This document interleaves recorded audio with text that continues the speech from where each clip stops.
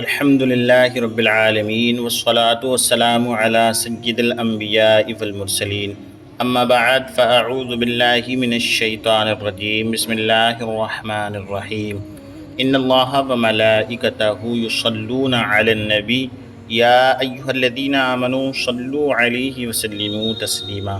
عزیزان گرامی، تاریخ اسلام کے اوراق ایسے انگنت واقعات و شخصیات کے ذکر سے جگمگا رہے ہیں جن سے اشاعت دین کے کاررواں کو تقویت ملی۔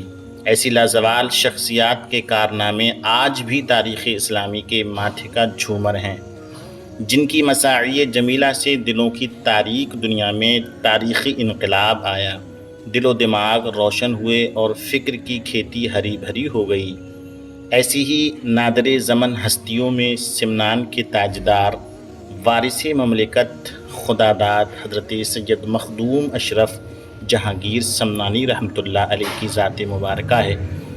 آپ سمنان کے تاجور تو تھے ہی ساتھ صحیح النسب سادات یعنی خاندان رسول مآب صلی اللہ علیہ وسلم کے چشم و چراغ تھے۔ والد ماجد کا نام محمد ابراہیم تھا، جو باوصف تاجدار، بڑے نیک اور تہجد گزار تھے، دن کے مجاہد اور شب کے عابد تھے۔ والدہ ماجدہ خدیجہ بیگم صائم الدہر اور قائم اللیل تھیں۔ شاہانہ طرز زندگی، آسائشوں کے انبار، شوکت و عزت سبھی کچھ ہونے کے باوجود عظیم والدین کی تربیت نے دنیا میں رہ کر دنیا داری سے دور رکھا۔ یہی مومن کی شان بے نیازی ہوتی ہے کہ اسے تخت و تاج، مال و منال، شوکت و قوت اور مادیت متاثر نہیں کر سکتے۔ مخدوم پاک کے یہاں سب کچھ تھا، لیکن وہ مرد حق آگاہ تھے، اسی لیے جس کے پیچھے سبھی بھاگتے ہیں وہ ان سب کو پا کر بھی متاثر نہ ہوئے اور روحانی عظمتوں کے منازل شوق بشوق طے کرتے رہے۔ آپ نے باضابطہ علوم دینیہ حاصل کیے۔ عمر کی 7ویں منزل میں ہی قرآن مقدس مع قراءت سبعہ حفظ کر لیا تھا۔ سمنان و نباہ کے دینی مراکز سے علمی تشنگی بجائی، معقولات و منقولات میں مہارت تامہ پیدا کی، حرفاً اور سبقاً علم دین سیکھا اور مال حاصل کیا۔ والد ماجد کے وصال کے بعد تاجور ہوئے، لیکن آپ کو تو روحانی تاجدار بننا تھا۔ ایک شب خواب دیکھا کہ حضرت خضر علیہ السلام کہتے ہیں کہ سلطنت الہی چاہتے ہو تو بادشاہت کو خیر آباد کہہ کر رخت سفر جانب ہند باندھ لو۔ والدہ کو حال اور خواب سنایا، اجازت سیاحت ہند ملی۔ یوں سلطنت کو آپ نے ٹھکرا دیا، راہ خدا میں سیاحت کو گلے لگایا۔ یہاں سے روحانی مدارج میں مسلسل ترقی کا مرحلہ عرفان طے ہونا شروع ہوا۔ سیادت و سلطنت کا یہ امین جب رخت سفر باندھنے کے بعد رخصت ہونے کو آیا تو سمنان سے 12,000 سپاہی الوداع کو ساتھ لیے ہوئے، جنہیں 3 منزلوں پر ہی آپ نے رخصت فرما دیا۔ اسباب ساتھ تھے جنہیں آگے جا کر فقراء میں آپ نے تقسیم فرما دیا۔ سمرقند گئے، پھر اوج میں قیام کیا اور جہاں حضرت سید جلال الدین بخاری جہاں گشت کی خدمت میں حاضر ہوئے، دیکھتے ہی آپ نے مخدوم پاک سے فرمایا، عرصے کے بعد دماغ کو طالب صادق کی خوشبو نصیب ہوئی۔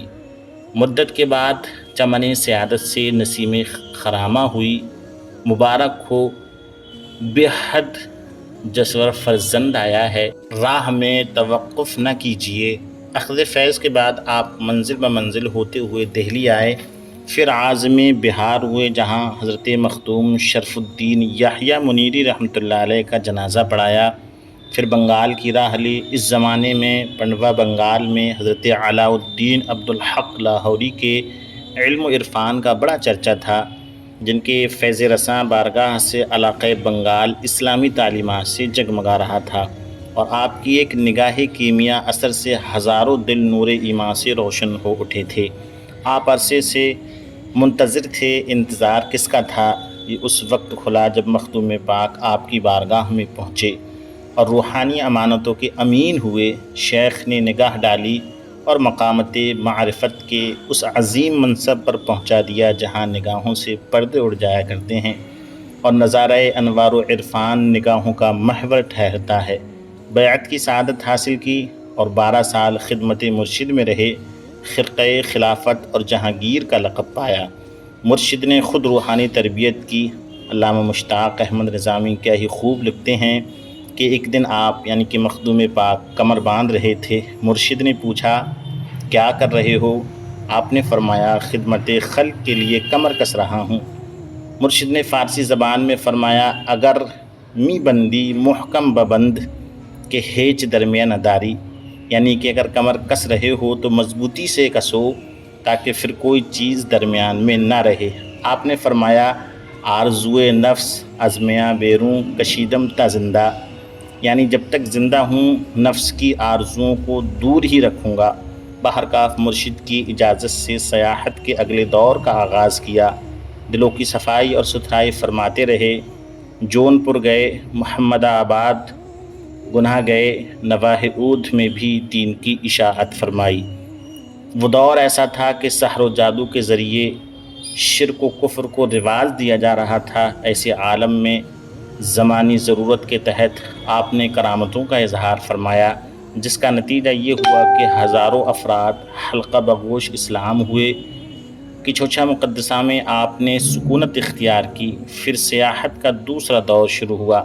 سیاحت کے ذریعے اسلام کی اشاعت کرنے والوں نے نئی تاریخ لکھی اور عزم و حوصلہ دیا۔ اس سفر میں آپ حرمین، دمشق، نجف اشرف، کربلا، سمنان، ماوراء النہر، ترکستان، قندھار، غزنی، کابل، ملتان اور اس کے علاوہ دہلی، اجمیر، دکن، گجرات ہوتے ہوئے کچھوچھا مقدسہ تشریف لائے۔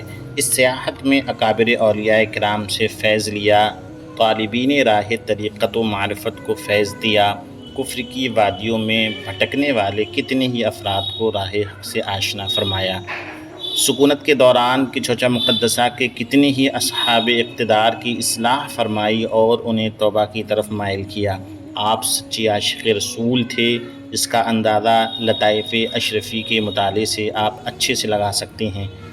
آپ کی ان ملفوظات سے شریعت مطہرہ پر استقامت کا جلوہ بھی سامنے آتا ہے، مگر آج افسوس کی بات ہے کہ ولیوں سے نسبت کا دعویٰ کرنے والے بعد حلق شریعت سے انحراف کر کے مرتکب ہو رہے ہیں۔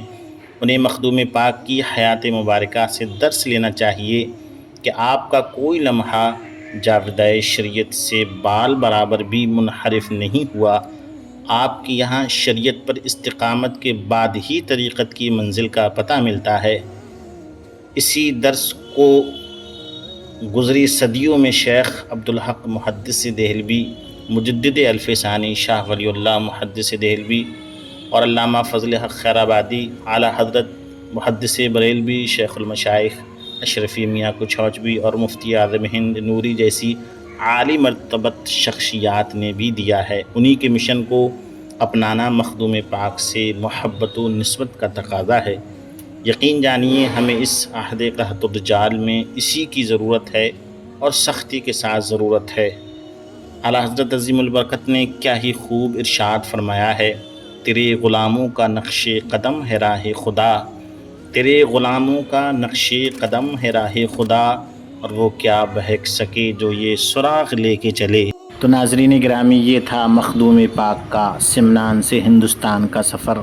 ہم اور آپ سب کو چاہیے کہ اولیاء کرام کے نقش قدم پر چلیں اور ان کی محبت میں جئیں۔ ان کی محبت میں اللہ ہم سب کو مرنا نصیب فرمائے، آمین بجاہ النبی المرسلین۔ السلام علیکم ورحمۃ اللہ تعالی وبرکاتہ۔